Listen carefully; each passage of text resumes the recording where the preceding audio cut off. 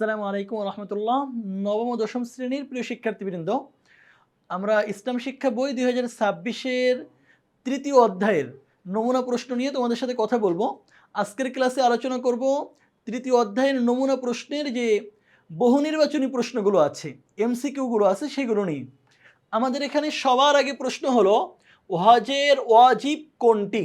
এখানে দেখো 4টা বিধান দেওয়া আছে। প্রশ্ন হলো এর মধ্যে ওয়াজিব কোনটা? ইহরাম বাঁধা, আরাফার ময়দানে অবস্থান করা, তাওয়াফে জিয়ারত নাকি বিদায়ী তাওয়াফ? আমরা জানি বিদায়ী তাওয়াফ হলো হজের ওয়াজিব, আর বাকি যেগুলো দেওয়া আছে এগুলোর বিধান ওয়াজিব না। এই বাকি 3টার বিধান ওয়াজিব না, ওয়াজিব হলো শুধুমাত্র বিদায়ী তাওয়াফ করা। তাহলে হজের ওয়াজিব কোনটি? বিদায়ী তাওয়াফ। সালাতের মাধ্যমে কি হয়? মানুষের মধ্যে হৃদ্রতা মানে ভালোবাসার সৃষ্টি হয়, অবশ্যই। মানুষের মর্যাদা বৃদ্ধি পায়, এটাও অবশ্যই সত্য। সামাজিক সাম্য প্রতিষ্ঠিত হয়, এটাও সত্য। 3টাই সঠিক। তাহলে সালাতের মাধ্যমে আমরা এখান থেকে ঘ নম্বরকে বেছে নিচ্ছি, কারণ সালাতের মাধ্যমে মানুষের মধ্যে হৃদ্রতাও সৃষ্টি হয়, মানুষের মর্যাদাও বৃদ্ধি পায় এবং সামাজিক সাম্য প্রতিষ্ঠিত হয়।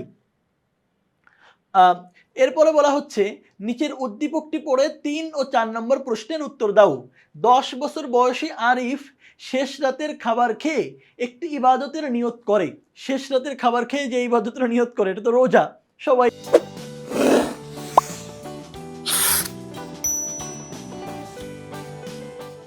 জানি। দুপুরবেলা খুব ক্ষুধা পাই, তখন তার বন্ধু জারিফ কেক নিয়ে বাসায় আসে, কিন্তু আরিফ কেক না খেয়ে আল্লাহকে স্মরণ করে। বুঝাই যাচ্ছে রোজার কথা বলা হচ্ছে। আরিফের বাবা আমিন সাহেব এলাকার ধনাঢ্য ব্যক্তি। এলাকার 2টি দুস্থ পরিবার আমিন সাহেবের নিকট সাহায্যের জন্য আসে।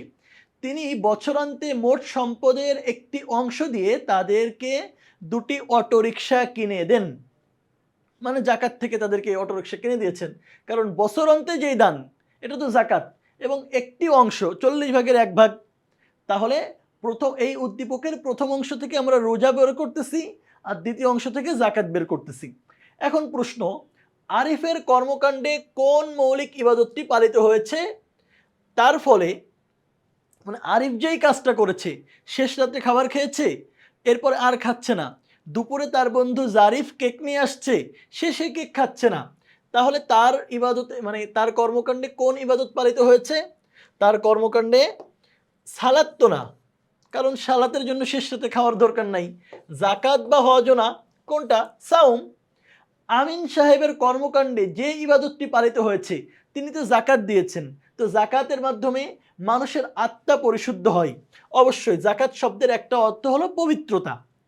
সামাজিক নিরাপত্তা বৃদ্ধি পাবে, এটাও সত্য, কারণ জাকাত দিলে সমাজে ধনী গরিবের বৈষম্য দূর হবে।